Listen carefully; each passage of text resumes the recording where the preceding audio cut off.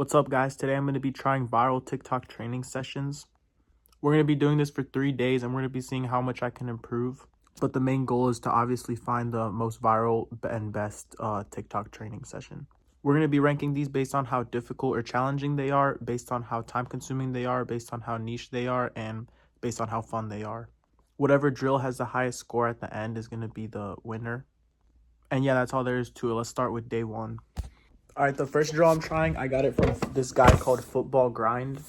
The first thing this guy does, as you guys can see here, is 50 inside touches. So just keeping the ball up, nice and simple, perfecting the basics. His session isn't really timed. It's just counting the reps, basically. But yeah, basically, he doesn't really warm up. He just starts with inside touches since it's a technical session, and then he moves on to outside touches after. In the next part of the session, he moves on to outside touches. These were a lot more difficult for me, especially on my left, so I try to just do them on my right. I wanted to make sure I was still working my left, so sometimes I would add a couple juggles in and then, do one on my left. He does this 50 times, so the way I would count it is every time I hit the ball with the outside of my foot, I would count it as one juggle. As you guys can see here, I'm low-key pretty tough at keeping it up with my right. The next thing he does is he does high juggling. I'm inside and the ceilings are kind of low, so I can't really do it, but I'm just going to do it as best I can, I guess.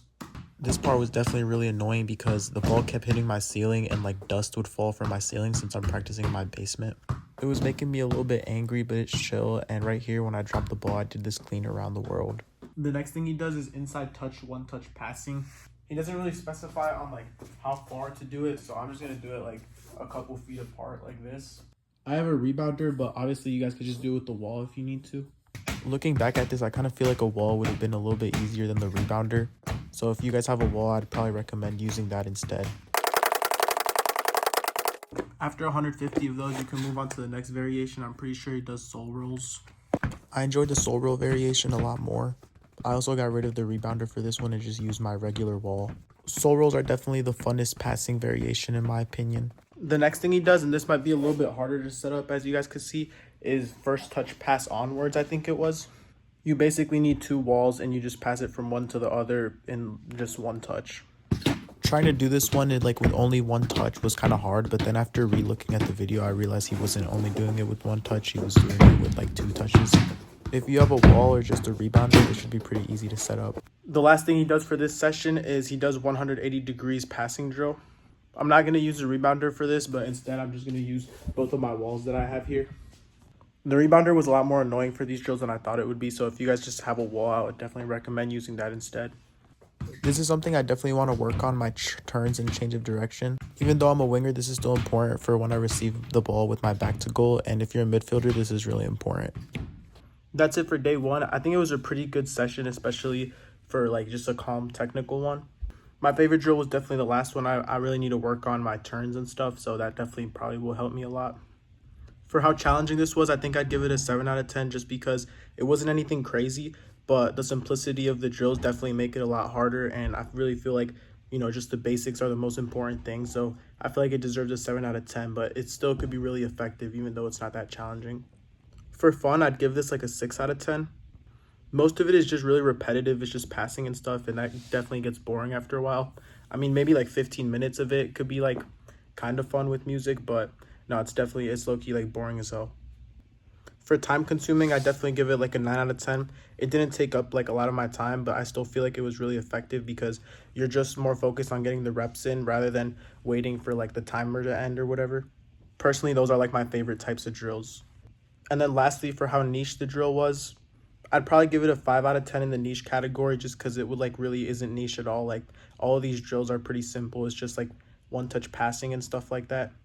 So yeah, basically it wasn't anything crazy, but after we add them up, this is the score for this drill. That's it for the first day, so let's go on to day 2 now. What's up, guys? Welcome to day 2. As you guys can see, we're in my garage now because the guy that I'm copying the training session from did it in his garage, so I wanted to be similar to him. Also, before I start, I want everyone to see my new futsal shoes. They're so fucking tough. Look. I want everyone to enjoy how these shoes look so white because my garage really isn't the cleanest, so after this training session they did not look like this at all. I'm probably not going to be using these a lot anyway because futsal season just ended. All right, the first thing our boy Hector Serrano does is he starts off with 5 minutes of normal juggling. I kind of don't want this disgusting ball to touch my fresh shoes, but I guess it has to happen. I started off with juggling. I wanted to go above the knees to make up for the other session where I didn't go above the knees because I was in my basement. As you guys can see here, I made sure to incorporate other parts of my foot, like the outside, and I don't know what I was doing here. I guess I was trying to break into my shoes a little more. He does some freestyle juggling, so I don't know if you guys know this, but freestyle juggling is like my specialty, so I was really excited. The ground was really dirty, and it just pains me to watch this because my shoes are getting all destroyed. But yeah, basically just juggling, pretty simple. Next, for the inside and outside juggling, I actually felt a little bit more comfortable doing this. I don't know if it's because I did a little bit of it yesterday, or maybe my shoes just like gave me some toughness or something. The next thing he does is some juggling, like a tennis ball. I don't have a tennis ball, but even if I did, I low-key wouldn't use it because I'm not that good at the tennis ball. So I'm just going to use a size 1 ball for now. This is the part where he said you can do some freestyle. So, you know, obviously this was my favorite part. I love doing freestyle even if it's with a size 1 ball. I have a TikTok account where I mainly post like juggling freestyle stuff, so you guys should go follow it. But yeah, this was again pretty simple, nothing crazy. If you can't juggle a tennis ball or a size 1 ball, maybe just like try a size 3 ball, or maybe just continue with the size 5 ball. I will say, however, you're not going to get better at juggling a smaller ball if you don't try a smaller ball first, like maybe try a size 3 or something like that. The next thing he does, and we're still using the size 1 ball or tennis ball by the way, he adds some freestyle dribbling, I'm pretty sure it's what he called it. Basically just dribble around, do some like skills, step overs, just get a lot of touches on the mini ball. It improves your foot to eye coordination, and I'm pretty sure that's the only reason he gave for doing it actually, but yeah, it's pretty fun. The next thing he does is 2-touch with the wall. He does this for 20 minutes, but I'm only gonna do it for 10. I'm not lazy, I promise. I just have like homework and stuff to do, so yeah, I'm just gonna be lazy and do 10 minutes. I'm not gonna lie, our boy Hector is actually crazy because when I was trying to do this shit was like actually the hardest thing ever. I was really surprised because I can juggle a size 1 ball just fine, and I can do wall juggling like 2-touch and stuff like that with the size 5 ball. But for some reason with the size 1 ball, it just felt like a really big change. I was kind of getting the hang of it at the end, but as you guys could see, I was messing up a lot. I've seen really good players though before, like Glaze, you know, like juggling with a small ball, like a tennis ball or a size 1 ball. So I'm probably going to practice this more and get better at it, and I recommend you guys do this too. The next thing he does is we're going back to the regular ball. He does some change of direction. The last part of this session, which by the way, this one was way harder than yesterday's if you guys can't tell, is the last part is just wall passing, just you and a wall, just like really simple. By the way, this is what my new shoes are looking like after we're done. I'm probably going to wash these because it's just really sad looking at this, to be honest. I have a love-hate relationship with wall passing. Sometimes it's like really fun, sometimes it's horrible. Okay guys, this is what the shoes were looking like after I finished. This was like just breaking my heart, to be honest. It was absolutely horrible.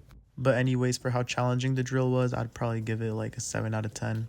I wouldn't really describe it as challenging, but for what the drill said it was, I mean, fuck. For what the session was supposed to be, I feel like it's a fair rating. It wasn't crazy challenging or anything like that.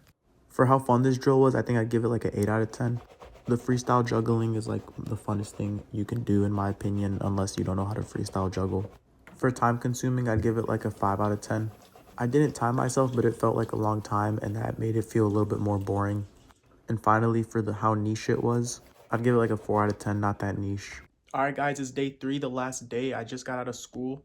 The training session I chose is from Division 1 Fitness, I think they're called. The weather's not looking that bad today, so I'm actually going to do this one at the field.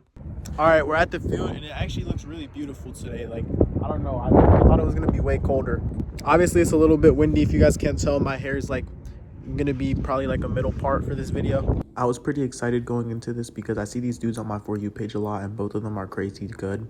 I've never actually tried one of their sessions, but I like get ideas from them and stuff, and I'm excited to finally try one of them out. The first thing they do is a 10-minute warm-up, and then they go straight into ball mastery right after that. I know technically they did a 10-minute warm-up, but you know, I don't got all that time on my hands, so I only did like a 5-minute warm-up. I still obviously made sure to get through all the muscle groups and all that stuff. Just look at how fast I was looking. This definitely makes up for, you know, all the excuses I've made in the past. The ball mastery was pretty simple. These guys did like only like 3 drills, but they did them for like 5 minutes. I did way more than 5, but I like, you know, only did them for like 1 or 2 minutes each. I actually feel like this is better because it keeps the intensity high, and then also you can like rest in between, so you can keep, you know, training hard the whole time. Ball mastery improves our feel of the ball and further warms us up. The next thing they do is they try to get some first touch work in. Basically, they set up some cones like this, 3 or 4, it doesn't really matter, and then they just kick the ball really high up, and then when it drops, they like control it. They either keep juggling it or Or they set it on the ground and like dribble to one of the cones. I kind of had a slow start, and while I was doing this, I was kind of wondering, like, are the cones even, like, do I even need the cones? Like, for this first part, you, like, low-key don't need the cones. You just need to kick the ball really high up. This is a pretty good underrated drill that I think I should start doing more often because it works on my touch and stuff. I also have to add that, like, the 10 minutes I spent doing this went by pretty fast. For this next part, you have to kick it up and then drop it and take it to, like, one of the cones. Unfortunately, as you guys can see, my camera did fall, so that, like, really affected, you know, everything. Next is the fun part. They did some finishing. The way these guys did it is they incorporated some dribbling and then they shot. I only have like 4 cones, but I'm just gonna make the best of what I have. My shooting definitely wasn't at my best today. I mean, it wasn't all that terrible, but I did have a couple stinkers. We're gonna put a stinker count right here. Basically every like horrible shot is a stinker. Like that one was all right.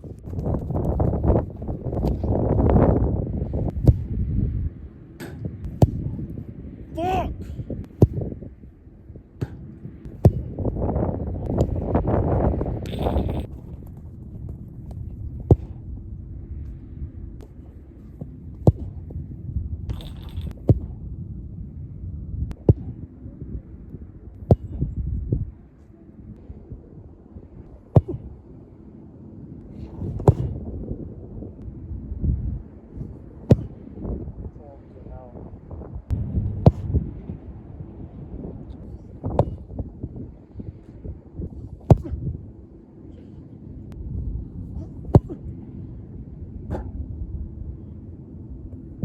All right, after finishing that drill, I can confidently say like I really like it. I'm probably gonna do this drill on days where I don't have anything to do.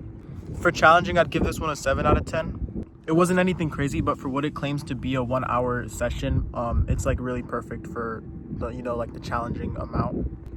For how fun it was, I'd give it an 8 out of 10. This is mainly because of the shooting. Shooting, in my opinion, is a lot more fun than, you know, like just passing and random stuff like that. For how time consuming it was, I'd give it again an 8 out of 10. It's an hour long, and for what it gets done in an hour, it's pretty good, I would say.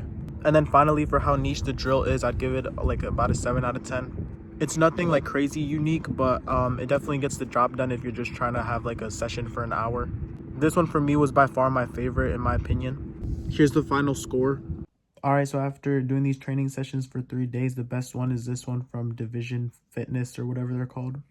They received a 30 out of 40 compared to the 27 and I think the other one was like 24 or something like that.